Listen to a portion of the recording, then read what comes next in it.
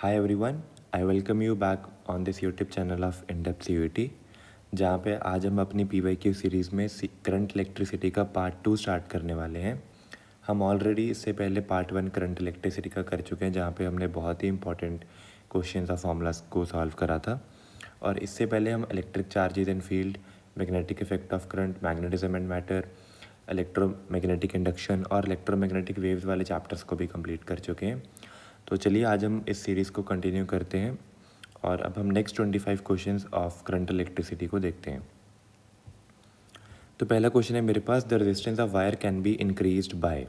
अब इस चीज़ को आप ध्यान से समझिएगा कि आपको पूछा क्या गया है। मुझे पता है कि रेजिस्टेंस का फॉर्मूला होता है that is rho L by A. तो मतलब रेजिस्टिविटी, लेंथ और एरिया के कुछ चेंजेस करने से मैं रेजिस्टेंस को इंक्रीज़ कर सकता हूँ। अब ध्यान से देखिए, जो मेरी रेजिस्टेंस है वो लेंथ के डायरेक्टली प्रोपोर्शनल है, रेजिस्टिविटी के भी प्रोपोर्शनल है और एरिया के इन्वर्सली प्रोपोर्शनल है। तो यहाँ पे अगर आप ऑप्शंस देखेंगे, यहाँ पे आपको दिया हुआ डिक्रीजिंग इट्स लेंथ, तो ये तो गलत हो गया, लेंथ के तो डायरेक्टली प्रोपोर्शनल है। और नेक्स्ट देखिए, increasing its cross sectional area, तो ये भी गलत हो गया क्योंकि ये इन्वर्सली प्रोपोर्शनल है। एरिया को अगर मैं इंक्रीज़ करूँगा तो रेजिस्टेंस मेरी डिक्रीज़ हो जाएगी, लेकिन मुझे इंक्रीज़ करवानी है। फोर्थ ऑप्शन देखिए ध्यान से, that is a decreasing it's resistivity, ये भी ऑप्शन गलत होगी क्योंकि रेजिस्टिविटी के डायरेक्टली प्रोपोर्शनल है। अगर मुझे रेजिस्टेंस इंक्रीज़ करवानी है तो मुझे रेजिस्टिविटी को इंक्रीज़ करना पड़ेगा। Now the third is increasing its temperature. अब इस चीज़ को ध्यान से समझिएगा, हमने पार्ट 1 में एक रेजिस्टिविटी का फार्मूला पढ़ा था, that was m upon N E square upon tau, N E square into tau. Important formula था और ये हम पार्ट 1 में करके आए हैं कवर, जहाँ पर मुझे पता है टाउ मेरा क्या होता है, that is a relaxation time. और रिलैक्सेशन टाइम क्या होता है, टू सक्सेसिव कोलिजन्स के बीच का जो टाइम होता है।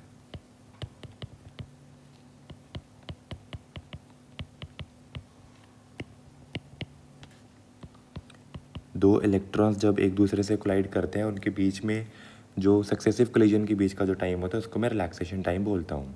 अब ध्यान से समझिएगा, जैसे ही मैंने टेम्परेचर को इंक्रीज़ करा तो मुझे पता है कि जो नंबर ऑफ़ कोलिजन्स होंगे वो ज़्यादा होंगे, रैंडम मोशन ज़्यादा हो जाएगा। और अगर कोलिजन ज़्यादा हुआ तो इसका मतलब जो मेरा टाउ है, that is a successive collision के बीच का जो टाइम है वो कम हो जाएगा। और अगर टाउ मेरा कम हो गया तो मेरी रेजिस्टिविटी इंक्रीज़ हो जाएगी। और मुझे पता है resistance is directly proportional to tau. That means अगर मेरा टाउ कम हुआ, मतलब रिलैक्सेशन टाइम मेरा कम हो गया, तो मेरी रेजिस्टेंस क्या हो जाएगी, इंक्रीज़ हो जाएगी। और टाउ मेरा कम कैसे होगा, अगर मैं टेम्परेचर को इंक्रीज़ कर दूंगा। सो this was the main point of this question, जहाँ पर आपको टेम्परेचर को किसके साथ रिलेट करना था, रिलैक्सेशन टाइम के साथ रिलेट करके इसका आंसर निकालना था। So our correct option will be by increasing its temperature. Easy question and important one. Next देखिए, अगेन मीटर ब्रिज के ऊपर हमने पहले क्वेश्चन करे थे, तो ये बार बार इसलिए आ रहा है क्योंकि इंपॉर्टेंट टॉपिक है। आपको दिया हुआ है कि जो नल पॉइंट है वो 20 सेंटीमीटर पे आता है। अब सबसे पहले आप नल पॉइंट समझिए, नल पॉइंट क्या होता है, that is balance point. Balance point या फिर मैं न्यूट्रल पॉइंट बोल सकता हूँ इसको, उसको मैं नल पॉइंट कहता हूँ, राइट। वो जो है 20 centimetre from the one and है। चलिए अभी हम सर्किट ही ड्रा कर लेंगे। और x बैलेंस हो रहा है अगेंस्ट अनदर रेजिस्टेंस y, जहाँ पे y की वैल्यू ज़्यादा है। Where will be the new position of the null point from the same point, same end. अगर मैं बोल दूँ कि जो मेरी रेजिस्टेंस अभी बैलेंस हो रही है वो 4x अगेंस्ट y हो रही है। अब सबसे पहले आप सर्किट को ध्यान से समझिएगा। लेट्स से ये मेरे पास x रेजिस्टेंस है और ये मेरे पास y रेजिस्टेंस है, और ये कुछ इस तरीके से मेरा नल पॉइंट बैलेंस आउट हो रहा है। ये मैंने सर्किट बना लिया। अब मुझे गिवन है कि ये मेरा 20 सेंटीमीटर है और ये मेरा ऑब्वियसली 80 सेंटीमीटर होगा, क्योंकि मुझे पता है कि मीटर ब्रिज में जो मैं वायर यूज़ करता हूँ वो 100 सेंटीमीटर की होती है, दैट इज़ 1 मीटर की होती है, राइट। तो अब ध्यान से समझिएगा, अब मुझे कैसे पता लगा कि 20 सेंटीमीटर मेरा लेफ्ट हैंड साइड पे और 80 सेंटीमीटर मेरा राइट हैंड साइड पे है। आपको क्वेश्चन में एक बहुत ही इंपॉर्टेंट चीज़ दे रखी है, दैट इज़ अगर y ज़्यादा हो x से, अब x और y मेरी रेजिस्टेंसेज हैं, तो मुझे पता है resistance is rho L upon A, तो मतलब resistance will be directly proportional to length. अब मुझे पता है कि अगर एक साइड मेरी 20 सेंटीमीटर की है तो दूसरी मेरी 80 सेंटीमीटर की होगी, और जो रेजिस्टेंस ज़्यादा होगी उसकी तरफ मेरी कौन सी होगी, ज़्यादा वाली साइड होगी, मतलब जहाँ पे मेरी लेंथ ज़्यादा रहेगी उस साइड पे मेरी ज़्यादा रेजिस्टेंस रहेगी। तो अगर y की लेंथ ज़्यादा है, अगर y की रेजिस्टेंस ज़्यादा है तो उसके कॉरस्पॉन्डिंग जो मेरी लेंथ रहेगी वो ज़्यादा वाली लेंथ रहने वाली है, और मुझे पता है कि एक साइड पे लेंथ अगर 20 सेंटीमीटर है तो दूसरी साइड पे 80 सेंटीमीटर होगी। तो बस यही आपको फैक्टर ध्यान में रखना था, और x के कॉरस्पॉन्डिंग मेरी जो लेंथ आएगी दैट विल बी 20 सेंटीमीटर। तो जस्ट यही चीज़ आपको ध्यान में रखनी थी। अब मैं सिंपल अपना जो इसका मीटर ब्रिज का फॉर्मूला है वो मैं यूज़ करने वाला हूँ। जस्ट इसको मैं एक बार रीअरेंज कर लूँ, या परफेक्ट। तो अब देखिए, तो अब मैं x अपॉन वाई करूँगा और x के सामने मैं 20/80 रख दूँगा, विच विल कम 1/4। अब ये मेरे पास जनरल रेशो आ गई, लेकिन अगर आप ध्यान से देखिएगा मुझसे पूछा गया 4x/y, और 4x/y मुझे पता है इस रेशो से कितना आ जाएगा, दैट इज़ 1/1। और 1/1 का मतलब क्या हुआ, इक्वल डिवीजन, मतलब मेरे को जो वायर डिवाइड करनी है वो इक्वली डिवाइड करनी है, और इक्वली डिवाइड कब होगी, जब मेरे पास लेंथ कितनी रहेगी, 50 और 50 रहेगी। आई होप आपको ये चीज़ समझ में आई होगी। मैं आपको रिपीट करवा रहा हूँ एक बार दोबारा से। एक्स और वाई रेजिस्टेंस हमें दे रखी थी, लेंथ हमने कॉरस्पॉन्डिंग लेंथ कैसे निकाली, मेरे को पता है कि जो रेजिस्टेंस है वो लेंथ के प्रोपोर्शनल है। मुझे पता है कि एक साइड जो है वो 20 सेंटीमीटर है, दूसरी 80 रहेगी, तो जो कम लेंथ है वो कम रेजिस्टेंस की साइड पे रहेगी। ये फैक्टर मेरे को यहाँ से पता लगा, राइट। उसके बाद मैंने अपना नॉर्मल वही फॉर्मूला लगाया जहाँ पे मैंने लेंथ की रेशियोज़ को रेजिस्टेंस की रेशियोज़ की इक्वेट करा, और यहाँ से मेरी वैल्यू आई 1/4। 4 को मैंने यहाँ पर ट्रांसफ़र करा, जहाँ पे 4x/y की मेरी वैल्यू आई 1/1। 1/1 का मतलब हुआ कि मेरी जो लेंथ है, जो मीटर ब्रिज की जो मेरी वायर है, वो ओवरऑल इक्वली डिवाइडेड है, तभी मेरी रेशियोज़ जो आई है 1/1 आई है। इक्वली डिवाइडेड आई है मतलब अगर मेरी 100 सेंटीमीटर की वायर है तो वो 50-50 सेंटीमीटर में डिवाइडेड है। इस तरीके से इस क्वेश्चन को सॉल्व करना था। इजी क्वेश्चन था, बट बहुत ही इंपॉर्टेंट है और ट्रिकी भी है थोड़ा सा। नेक्स्ट क्वेश्चन देखिए, जहाँ पे हमें बोला गया है कि on increasing the temperature of conductor its resistance increases because. अब यहाँ पर आपको वही जो हमने फर्स्ट क्वेश्चन करा था, यहाँ पर जो हमने अभी ये वाला पूरा क्वेश्चन करा है उसी का आपको रिवर्स केस पूछ लिया गया है। इस क्वेश्चन में आपसे यहाँ पे रीज़न ऑफ फर्स्ट क्वेश्चन पूछ लिया। अगेन वही बात कि अगर मैं अपना टेम्परेचर इंक्रीज़ करता हूँ तो उससे टाउ मेरा कम होता है, tau is relaxation time. Tau अगर मेरा कम हुआ तो रेजिस्टिविटी मेरी इंक्रीज़ होगी, जिससे मेरी रेजिस्टेंस इंक्रीज़ हो रही है। अब आपको इनमें से कोई भी फैक्टर मिल जाए, टेम्परेचर इंक्रीज़ करने से टाउ कम हो रहा है या रेजिस्टेंस हो रही है, कुछ भी फैक्टर मिल जाए तो वो उसको आप मार्क कर सकते हैं। अब ध्यान से देखिए, आपको रिलैक्सेशन टाइम गिवन है, और यही तो मेरा रिलैक्सेशन टाइम होता है, टाउ। इसी को तो अभी मैं पूरी डिटेल में इसका रीज़न पढ़ के आया हूँ। सो दैट मीन्स अगर मैं टेम्परेचर इंक्रीज़ करता हूँ और उसकी रेजिस्टेंस इंक्रीज़ हो रही है, जो कि बट ऑब्वियस सी बात है, उसके पीछे का रीज़न क्या है, उसका रीज़न है कि जो मेरी रिलैक्सेशन टाइम है या जिसको मैं टाउ बोलता हूँ वो डिक्रीज़ हो रहा है। दिस वॉज द रीज़न जो कि हमने इवन फर्स्ट क्वेश्चन में भी डिस्कस करा था। नेक्स्ट क्वेश्चन इज़ EMF ई मेरे को सेल की दे रखी है सर्किट में, और वही मेरे को सारी EMF जो ई मुझे गिवन है वो मुझे निकालनी है। अब ऐसा क्वेश्चन हमने पार्ट 1 में ऑलरेडी डिस्कस करा हुआ है, जहाँ पे मैंने आपको करंट की डायरेक्शन निकालनी बताई थी। अब यहाँ से मुझे पता है कि मेरा 1 एम्पियर का करंट फ्लो हो रहा है, और यहाँ से मुझे पता है कि मेरा 2 एम्पियर का करंट फ्लो हो रहा है। अब लेट्स से यहाँ पर 2 एम्पियर का करंट जाएगा और यहाँ से 1 एम्पियर का करंट जाएगा, और इन दोनों का जो सम रहेगा वो इधर 3 एम्पियर बन के आएगा, और यही तो मेरे को आई गिवन है। सो दैट मीन्स कि जो मेरा आई है उसकी वैल्यू क्या हो जाएगी, दैट विल बी 2 + 1 = 3 एम्पियर। अब उसके बाद बस मुझे जस्ट क्या करना है, लूप रूल लगाना है। और मैं आपको रिकॉल करवा दूँ, हमने पढ़ा था loop rule was based on conservation of energy, Kirchhoff's का जो सेकंड लॉ था। अब उसी से मैं चलता हूँ। अब लेट से मैं डी पॉइंट से चलता हूँ। डी पॉइंट से अगर आप राइट साइड जाएंगे आपको पता लगेगा कि 12 वोल्ट का क्या आ रहा है, जंप आ रहा है।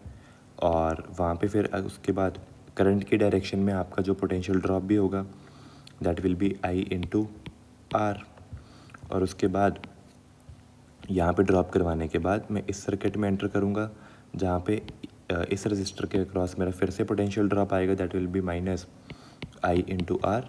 और फिर मैं माइनस ई दैट इज़ फिर पोटेंशियल ड्रॉप होगा। ड्रॉप क्यों होगा? क्योंकि मैं प्लस से माइनस की साइन पे जा रहा हूँ। और फिर यहाँ से चल के मैं दोबारा कहाँ पहुँच जाऊँगा? अपने डी वाले पॉइंट पर ही पहुँच जाऊँगा। तो इसको मैं सॉल्व करता हूँ that is +12 -6 -1 minus E is equals to D. अब डी से डी तो मेरा कैंसिल आउट ही हो गया ऑफकोर्स, क्योंकि ये कंजर्वेशन ऑफ एनर्जी पर बेस्ड है।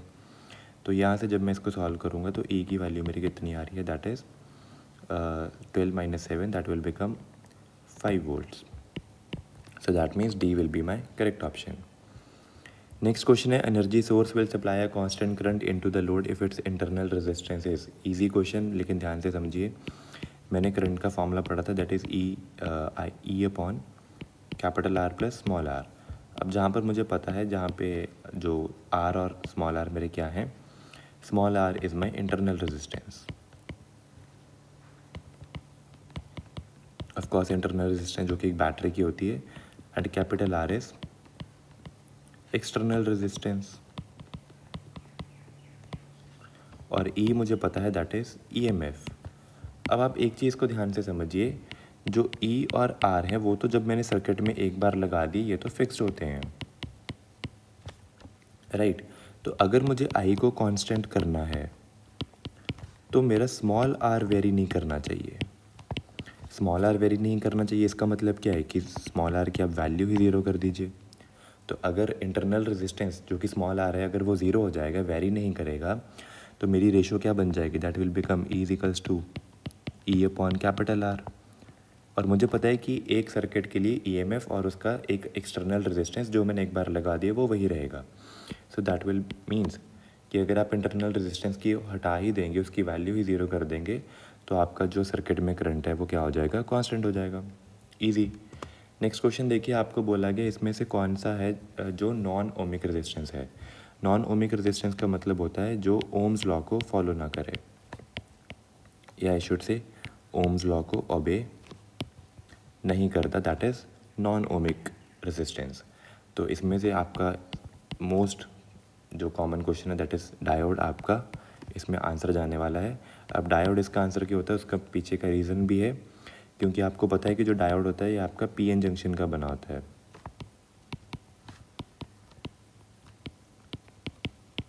पीएन जंक्शन क्या होता है क्या नहीं होता है इसकी पूरी डिटेल्स हम ऑल दो सेमीकंडक्टर वाले चैप्टर में डिटेल में पढ़ने वाले हैं, लेकिन अभी जस्ट मैं आपको एक ब्रीफ आइडिया दे रहा हूँ। पीएन जंक्शन बनने की वजह से इसका जो वी आई ग्राफ आता है वो कर्व्ड आता है, लेकिन आपको पता है कि जो ओम्स लॉ फॉलो करते हैं वहाँ पर आपका ग्राफ जो होता है वो स्ट्रेट लाइन होता है। तो स्ट्रेट लाइन ना आके आपका जो ग्राफ है वो कर्व्ड आता है। इसी वजह से आप कहते हो कि जो आपके डायोड्स होते हैं वो ओम्स लॉ को फॉलो नहीं करते। ओम्स लॉ को फॉलो करने का ना मतलब हुआ कि वो नॉन ओमिक रेजिस्टेंस की कैटेगरी में आते हैं।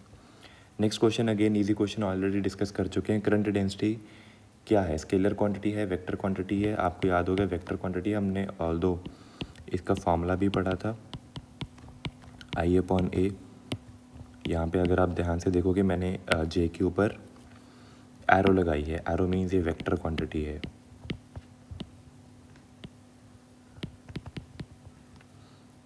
और अगर आपको ध्यान हो हमने करंट डेंसिटी का एक और फॉर्मूला पढ़ा था, सिग्मा इंटू इलेक्ट्रिक फील्ड। ये भी बहुत इंपॉर्टेंट फार्मूला है और हम ये दोनों फार्मूलाज लास्ट लेक्चर पार्ट 1 में कवर कर चुके हैं। तो अगर आपने उनको नहीं देखा तो आप प्लीज़ पहले उनको जाके देख लीजिएगा। ये दोनों फार्मूलाज हमने वहाँ पे कवर करे थे और वहाँ पे हमने जे के ऊपर डेफिनेटली एक एरो लगाई थी।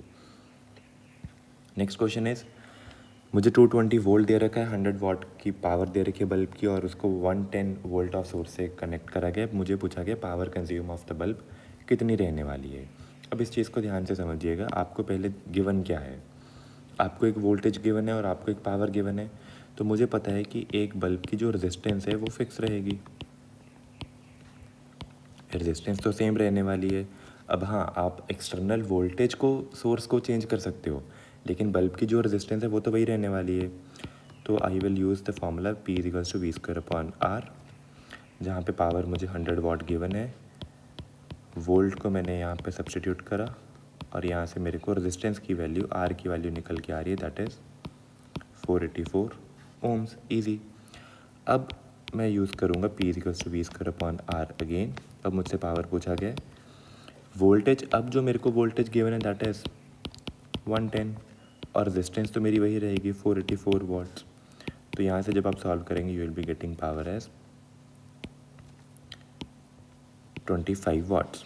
और बट ऑब्वियस ही बात है, ये पावर मुझे कम भी मिलने चाहिए थी। क्यों? क्योंकि अब जो मैंने वोल्टेज दी है वो पहले के कंपैरेटिवली मैंने वोल्टेज कम दी है। अगर मैंने अपनी वोल्टेज कम कर दी तो बट ऑब्वियस ही बात है, वो जो पावर आएगी वो मेरी पहले के कंपैरेटिवली कम आएगी। कम क्यों आएगी? क्योंकि अब मेरा जो बल्ब है उसकी उतनी ब्राइटनेस नहीं रहने वाली, अब वो थोड़ा डिम ग्लो करेगा, right. So my correct option will B 25 volts. Next question is, what happens when a Wheatstone bridge is unbalanced? Again important question, Wheatstone और मीटर ब्रिज के ऊपर भर भर के क्वेश्चन आते हैं CUET में एवरी ईयर, तो इस चीज़ को आप ध्यान में रखिएगा। पहले तो मैं व्हीटस्टोन का एक रफ सा स्केच ड्रॉ कर लेता हूँ। ऑब्वियसली मैं एक बैलेंस्ड व्हीटस्टोन ब्रिज को ही ड्रॉ करूँगा पहले। So this is my a Wheatstone bridge. अब मुझे पता है, लेट से मैं इन पॉइंट्स को नाम दे देता हूँ A और B, एंड लेट से ये R1, ये R2, ये R3 और ये R4। अब मैंने एक चीज़ पढ़ी थी बैलेंस्ड व्हीटस्टोन ब्रिज में, बैलेंस्ड व्हीटस्टोन ब्रिज में मैंने एक चीज़ पढ़ी थी, that was R1/R3 will be equal to R2/R4। अब उसका रीज़न क्या था? क्योंकि मेरे जो पोटेंशियल थे वो VA और VB दोनों सेम होते थे। इन दो पॉइंट्स का जो पोटेंशियल होता था वो सेम होता था। अब क्योंकि जब इन दो पॉइंट्स का पोटेंशियल सेम होता था तो उसकी वजह से क्या होता था, ये जो मैंने इंस्ट्रूमेंट कनेक्ट कर रखा है जिसको मैं गल्वानोमीटर बोलता हूँ, गल्वानोमीटर में करंट फ्लो नहीं करता था। गल्वानोमीटर में करंट फ्लो नहीं करता था, लेकिन यहाँ पे मेरे को क्वेश्चन में क्या गिवन है, दैट इज़ अनबैलेंस्ड। अनबैलेंस्ड का मतलब है कि जो मेरा R1/R3 है that is not equal to R2/R4। So अगर मेरा यहाँ पर ये रेशियो नहीं इक्वल है, दैट मीन्स वो बैलेंस नहीं है, अनबैलेंस्ड है। तो दैट बट ऑब्वियसली मीन्स मेरा पोटेंशियल भी VA और VB के क्रॉस सेम नहीं आने वाला, और जहाँ जहाँ पे पोटेंशियल डिफरेंस आ गया तो वहाँ पे क्या करेगा, करंट फ्लो कर जाएगा अक्रॉस गल्वानोमीटर। तो गल्वानोमीटर के अक्रॉस करंट फ्लो करेगा। So my correct option will be current flows through the galvanometer. Balanced Wheatstone bridge के केस में क्या होता था, क्योंकि वो बैलेंस होता था जिसकी वजह से पोटेंशियल मेरा एट VA और VB सेम होता था, और जहाँ पे पोटेंशियल डिफरेंस नहीं होता तो वहाँ पे करंट फ्लो नहीं करता, तो इसलिए इस वायर के क्रॉस मेरा पोटेंशियल आ ही नहीं रहा था। लेकिन अगर वो अनबैलेंस होगा तो यहाँ का पोटेंशियल और यहाँ का पोटेंशियल अलग अलग होगा, और जैसे ही मेरे सर्किट में पोटेंशियल डिफरेंस आ गया वहीं पे मेरा current higher to lower potential flow करने लग जाएगा। Easy one. नेक्स्ट देखिए ध्यान से, आपको मैच द कॉलम और आपको यूनिट्स मैच करवानी है अलग अलग फिज़िकल क्वांटिटीज़ की। पहले अगर आप देखेंगे पावर, मुझे पता है पावर की तो बहुत ही आसान है, दैट इज़ वॉट, राइट। तो एक ही मेरी चली जाएगी, that will B third option. Next अगर आप देखेंगे एनर्जी की मुझे पता है of course, that is a joule, इसमें तो कुछ सोचने वाला है ही नहीं, तो B की मेरी चली जाएगी फोर्थ ऑप्शन। थर्ड अगर आप देखेंगे रजिस्टिविटी क्या आपको पता है, रेजिस्टेंस की क्या होती है, ρL/A, और मुझे पता है लेंथ की भी मीटर होती है और एरिया की होती है मीटर स्क्वायर। तो डिनोमिनेटर में एक मीटर मेरा बचेगा, तो रजिस्टिविटी की निकल के आएगी ओम मीटर, राइट। ओम मीटर मतलब, तो C की मेरी कौन सी ऑप्शन जा रही है, that is the first. Next is the current density. Current density के बारे में मैं ऑलरेडी अभी डिस्कस करके आया हूँ, that is a meter square kilowatt hour. और पोटेंशियल डिफरेंस, पोटेंशियल डिफरेंस मुझे पता है। पोटेंशियल डिफरेंस क्या होता है? Work done. जब आप एक यूनिट चार्ज को किसी एक पॉइंट से दूसरी जगह पर ट्रैवल करते हैं, ट्रांसफर्स करते हैं, तो उसी को तो मैं पोटेंशियल डिफरेंस बोलता हूँ। और वर्क की मुझे पता है जूल, और का चार्ज की क्या होती है? Coulomb. So this will become joule पर कूलम। दैट मीन्स ई की मेरी चली जाएगी second option. So my correct option will B A. Easy question, just आपको यूनिट्स के बारे में बताना चाहिए। नेक्स्ट क्वेश्चन जो है आपका डीसी मेन सप्लाई ईएमएफ के ऊपर बेस्ड है। हम ऑलरेडी बात कर चुके हैं इसके ऊपर, ईएमएफ और इंटरनल रेजिस्टेंस के बारे में। मैं आपको एक बार इसका ब्रीफ आइडिया दे देता हूँ।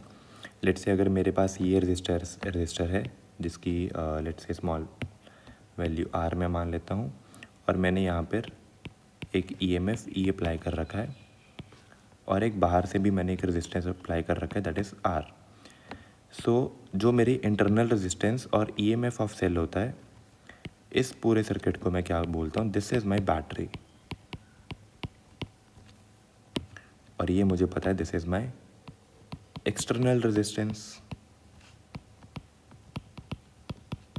तो आपको फिज़िकल क्वांटिटीज़ के बारे में मैंने सारी इंट्रोड्यूस करवा दी।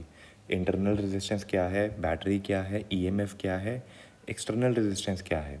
तो आई होप कि अब ये क्वेश्चन आपके लिए बहुत ज़्यादा इजी बन गया होगा। तो please try this question as your homework and will get back to you. Next question is, अगर इतना करंट फ्लो कर रहा है किसी कंडक्टर के थ्रू, पोटेंशियल डिफरेंस इतना है, तो हमें रेजिस्टेंस बतानी है सर्किट की। बहुत ही ईजी क्वेश्चन है। Simply V equals to I R में अप्लाई करूँगा, तो V की वैल्यू 2 है, और करंट मुझे माइक्रो एम्पियर में गिवन है 1 माइक्रो एम्पियर। तो ये कन्वर्जन बहुत ही कॉमनली यूज्ड कन्वर्जन है, मुझे पता होना चाहिए। तो यहाँ से रेजिस्टेंस की मेरी वैल्यू आ रही है, दैट इज़ 2 × 10⁻6 ओम्स। तो अगर आप ध्यान से देखेंगे, इजी क्वेश्चंस भी CUT में आते हैं। सिंपली जस्ट एक कन्वर्जन यूज़ करवाने से वो क्वेश्चन डिफ़िकल्ट नहीं हो गया। मैंने बहुत commonly based question formula use करा, that is V equals to I R. तो बहुत ईजी क्वेश्चन था। ऐसे क्वेश्चंस भी आपको CUT में दिखेंगे। नेक्स्ट क्वेश्चन है, मेरे को रेजिस्टिविटी ऑफ मटेरियल जो है वो बतानी है, जहाँ पे मेरे को लेंथ गिवन है, डायमीटर गिवन है, और रेजिस्टेंस भी गिवन है।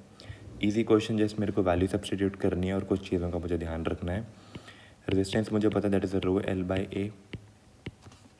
अब ध्यान रखिए, मुझे डायमीटर 0.4 मिलीमीटर गिवन है, तो रेडियस मेरा हो जाएगा 0.2, और इसको मैं SI यूनिट में ज़रूर कन्वर्ट करना है मुझे, दैट इज़ 10⁻³ तो बस ये कन्वर्जन आपको ध्यान में रखते हुए चलना है।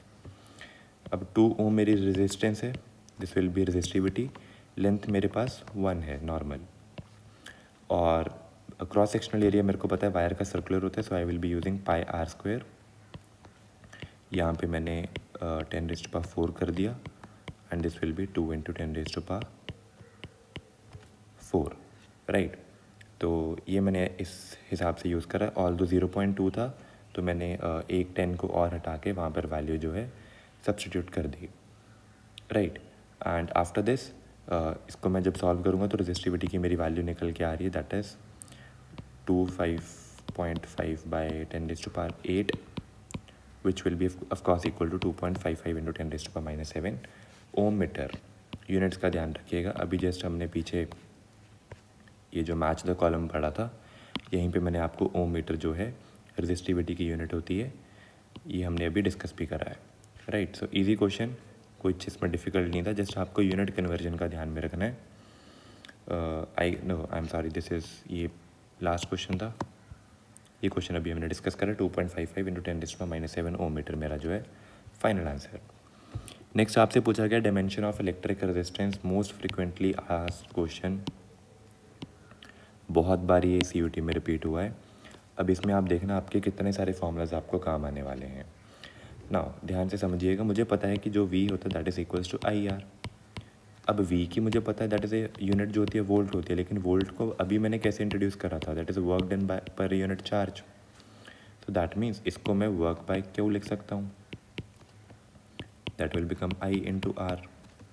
अब वर्क की मुझे पता है वैसे तो यूनिट जूल्स होती है, लेकिन मुझे यहाँ पर डायमेंशनल फार्मूला बनाना है, इसलिए मैं फोर्स का यूज़ कर रहा हूँ, दैट इज़ F.S। क्योंकि मुझे जिनकी डायमेंशनल फार्मूला पता है उन्हीं में तो मैं कन्वर्ट करूँगा। अब ध्यान से देखिए, जस्ट वेट अ सेकेंड, इसको थोड़ा सा रीअरेंज कर लिया जाए।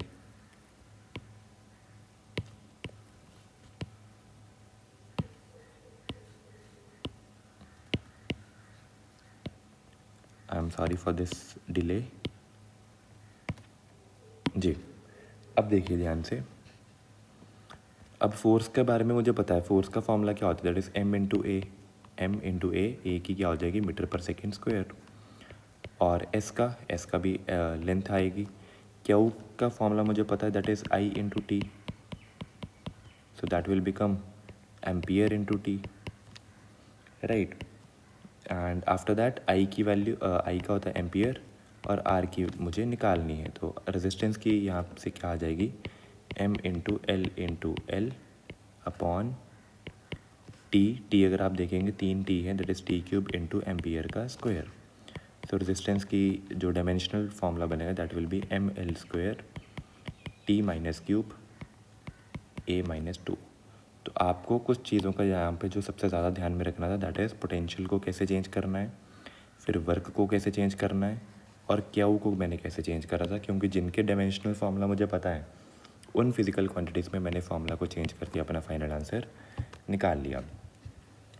Next question is the Wheatstone bridge is based on which of the following electrical principal.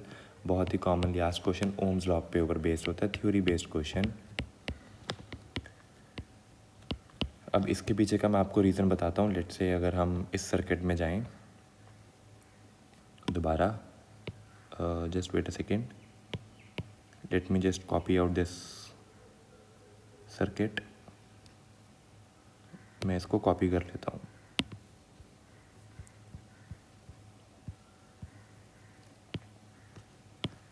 Right, अब आप ध्यान से समझिएगा। अब जब यहाँ से मेरा करंट एंटर करेगा इस वायर में, यही तो मेरा व्हीटस्टोन ब्रिज है, जब इस वायर से मेरा करंट एंटर करेगा, अब यह इस वायर में कुछ I1 करंट जाएगा और इस वायर में कुछ I2 करंट जाएगा।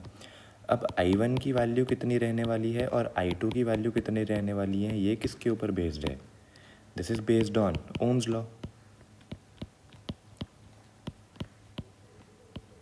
ओम्स लॉ पे कैसे, because V is equals to IR, और पोटेंशियल ड्रॉप कितना आएगा, that will be directly proportional to current.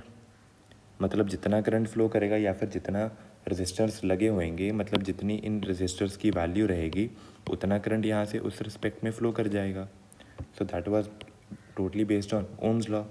यही तो मेरा फॉर्मूला है, क्योंकि ये दोनों सर्किट एक तरीके से एक दूसरे के पैरेलल हो गए हैं, राइट। और अगर पैरेलल हो गए तो पोटेंशियल डिफरेंस मेरा constant, that is I will be inversely proportional to R. तो कितना करंट एक एक सर्किट में फ़्लो करेगा वो डिपेंड करता है इन रेजिस्टर्स की कितनी वैल्यू है, दैट इज़ ओम्स लॉ के फॉर्मूले के ऊपर बेस्ड है। नेक्स्ट जो क्वेश्चन है, दो रजिस्टर्स आपको दे रखे हैं, अलग अलग मटेरियल के बने हुए हैं। अगेन ये जो क्वेश्चन है आपका already studied concept, that is temperature dependent resistance behaviour पर बेस्ड है। पार्ट 1 में हमने इसके ऊपर ऐसे क्वेश्चंस भर भर के करे थे, और आपको एक बेसिक कंसेप्ट भी पता है कि सीरीज़ में जो रेजिस्टेंस आर नेट की वैल्यू होती है वो R1 प्लस R2 होती है, डायरेक्टली ऐड होते हैं। So please treat this as a homework, easy question है। ऐसे क्वेश्चन ऑल दो हम कर चुके हैं टेम्परेचर पे बेस्ड पे, जो रेजिस्टेंस का बिहेवियर होता है। Next question is what is the order of magnitude of resistance of the dry human body. अब ये मैं आपको बता दूँ, टोटली थ्योरी बेस्ड क्वेश्चन है, आपकी NCERT में गिवन है। अब ये क्वेश्चन ऐसा है कि अगर आपको पता होगा इसका डाटा वैल्यू तो आप कर पाएंगे, अदरवाइज़ आपको ये क्वेश्चन स्किप करना पड़ेगा। और ये NCERT में आपको बोल्ड स्टेटमेंट में गिवन है। ऑल दो NCERT ने उसको 10 किलो ओम लिखा है, तो 10 किलो ओम को ऑब्वियसली मैं 10 × 10⁻³ ओम्स में कन्वर्ट करके लिख सकता हूँ। ईजी क्वेश्चन है, जस्ट आपको डाटा इसका पता होना चाहिए, इसीलिए क्वेश्चन को यहाँ से लिया गया था। Next question is a wire जिसकी लेंथ मुझे गिवन है, क्रॉस सेक्शनल एरिया मुझे गिवन है, करंट मुझे गिवन है, बैटरी कितने वोल्ट के सप्लाई पर दी जा रही है वो मुझे गिवन है, रेजिस्टिविटी मुझे निकालनी है। अब यहाँ पर आपके दो फार्मूलाज एक साथ यूज़ होने वाले हैं, V इक्वल्स टू IR, और R की वैल्यू मुझे पता है that is ρL/A, that's it.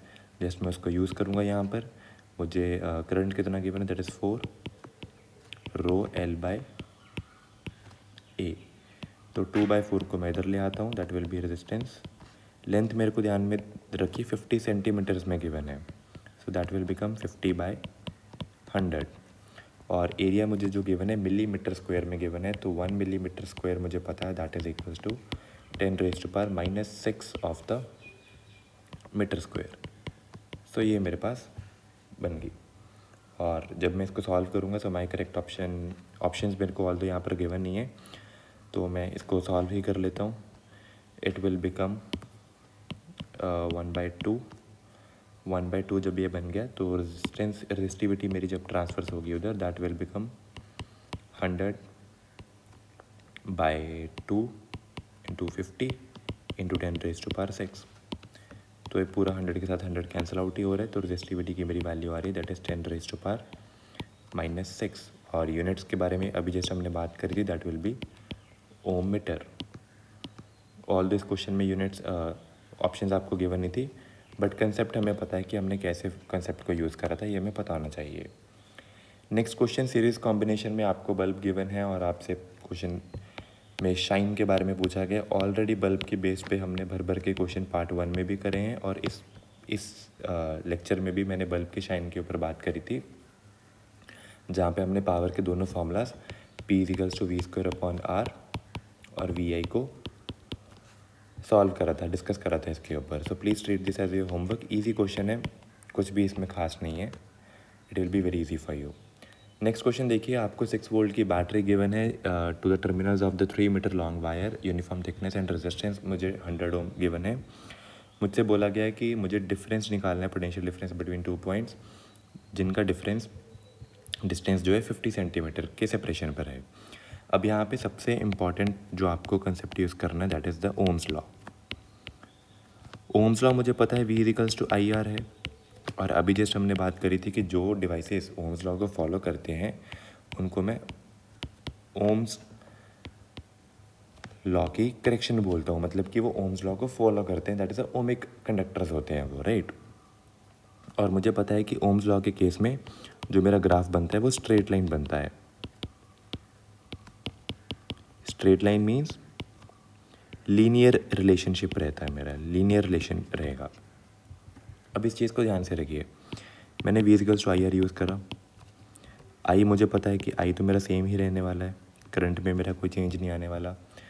तो जो मेरी वोल्टेज, जो मेरा पोटेंशियल ड्रॉप आएगा that will be directly proportional to resistance. और रेजिस्टेंस मुझे पता है that is equals to ρL/A।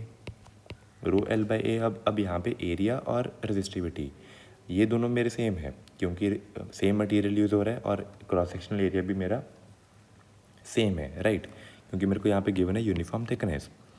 तो मुझे पता है कि जो मेरी रेजिस्टेंस है that is directly proportional to length. अब अगर आप ध्यान से देखेंगे, रेजिस्टेंस मेरी लेंथ के डायरेक्टली प्रोपोर्शनल है और वोल्टेज मेरी डायरेक्टली प्रोपोर्शनल है दैट टू दी रेजिस्टेंस। अब पहले केस में मैंने क्या करा था, 3 मीटर लॉन्ग वायर यूज़ करी थी, दैट इज़ 300 सेंटीमीटर भी मैं इसको लिख सकता हूँ। सेकेंड केस में अगर आप ध्यान से देखेंगे, आपने कितनी यूज़ करी, 50 सेंटीमीटर की वायर यूज़ करी। दैट मीन्स जो मेरा चेंज आया वो कितना आया, मैंने 300 सेंटीमीटर की वायर की जगह अब मेरा जो वायर की लेंथ है वो 50 सेंटीमीटर है। दैट मीन्स मैंने अब लेंथ को क्या कर दिया, इनिशियल लेंथ मेरी जितनी भी थी उसको मैंने बाय 6 कर दिया। और अगर मैंने लेंथ को बाय 6 कर दिया और जो मेरी लेंथ है वो रेजिस्टेंस के डायरेक्टली प्रोपोर्शनल है और रेजिस्टेंस भी डायरेक्टली प्रोपोर्शनल है V के, तो क्या मैं ये बोल सकता हूँ कि वोल्टेज जो ड्रॉप आएगा वो भी लेंथ के डायरेक्टली प्रोपोर्शनल हो गया।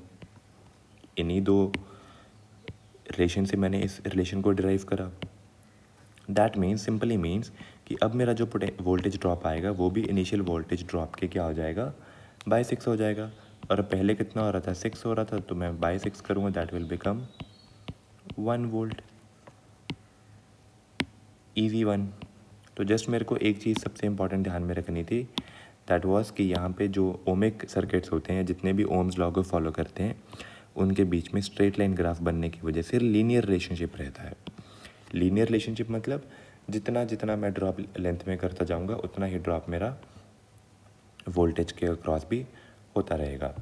सो this was the whole concept of this question. Next question ध्यान से देखिएगा, आपको 9 वोल्ट बैटरी बोली गई है जो कि कनेक्ट हो रही है two resistors having a resistance 10 ओम।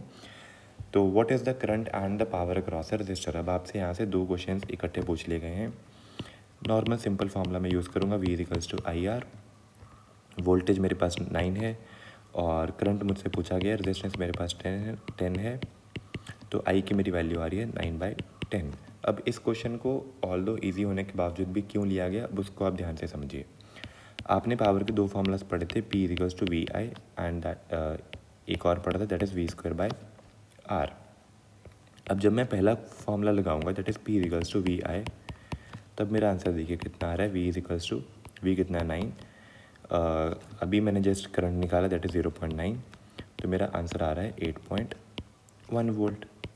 और सेकंड केस में अगर आप P इक्वल्स टू V²/R वाला फार्मूला लगाते हैं तो मेरे पास यहाँ पे वोल्टेज कितनी थी 9 इंटू 9, रेजिस्टेंस मेरे पास 10 है, तो मतलब यहाँ से भी मेरा आंसर कितना आ रहा है 8.1 वोल्ट।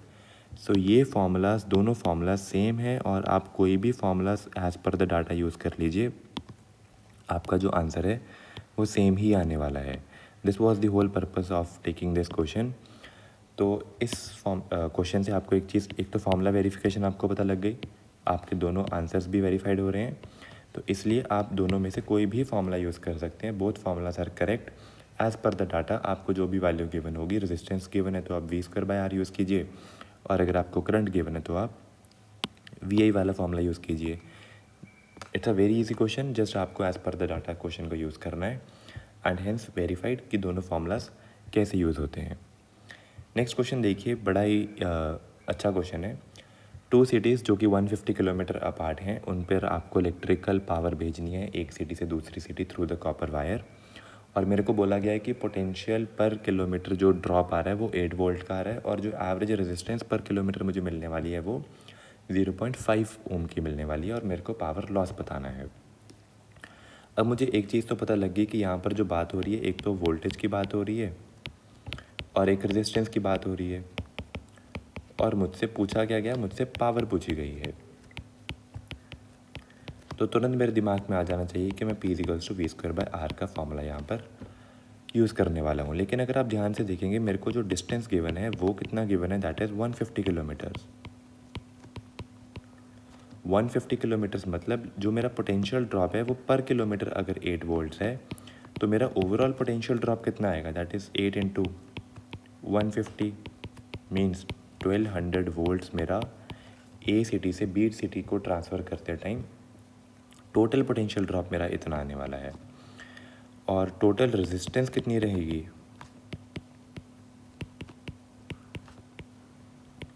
अगर आप ध्यान से देंगे, एवरेज रेजिस्टेंस पर किलोमीटर आपको 0.5 ओम गिवन है, तो 150 के लिए कितनी हो जाएगी, that will become 75 ohms, that's it. अब मेरे पास टोटल वोल्टेज ड्रॉप आ गया और टोटल रेजिस्टेंस आगे मेरे पास कितनी होने वाली है जब मेरे को एक सिटी से दूसरी सिटी तक ट्रांसफ़र करनी है। और अब मैं सिंपली पावर का फॉर्मूला यूज़ करूँगा, दैट इज़ V²/R। V की वैल्यू है मेरी 1200, R की वैल्यू है 75। इसको मैं जब सॉल्व करूँगा my answer will become 19.2 kilowatt. Easy question, just आपको डाटा का ध्यान रखना है। कई बार हम इस चीज़ को इग्नोर कर देते हैं जो हमें इन जनरल डाटा गिवन होता है कि एक सिटी या सिटी का कोई डाटा गिवन है या डिस्टेंस हमें दे रखा है, हमें लगता है कि इसका कोई इंपॉर्टेंस नहीं है। लेकिन इस क्वेश्चन में अगर आप ध्यान से देखेंगे, टोटल नेट वोल्टेज और टोटल रेजिस्टेंस निकालने के काम हमारे पास ये डाटा ने करा, उसके बाद ही हम फॉर्मूला को अप्लाई कर पाए हैं। नेक्स्ट क्वेश्चन जो है अगेन आपका ओम्स लॉ के ऊपर बेस्ड है। Ohm's law V equals to IR, 100 times हम इस फॉर्मूला को आई गेस यूज़ कर चुके हैं। फंडामेंटल लॉ है, आपको ऑलरेडी पता ही है, तो please treat this as a homework. Easy question, already इसके ऊपर ग्राफ के बारे में भी बात हो चुकी है, इसकी एप्लीकेशन पर भी हम बात कर चुके हैं। And with this we are done with our part 2 as well of the current electricity. और इसके साथ हमने टॉप 50 क्वेश्चंस पार्ट 1 में 25 और पार्ट 2 में 25 हमने कंप्लीट कर लिए हैं, एंड हमारा पूरा चैप्टर करंट इलेक्ट्रिसिटी का कंप्लीट हो चुका है। आई एश्योर यू, आपको CUT में बहुत सारे क्वेश्चंस इन्हीं स्लाइड्स में से मिलने वाले हैं।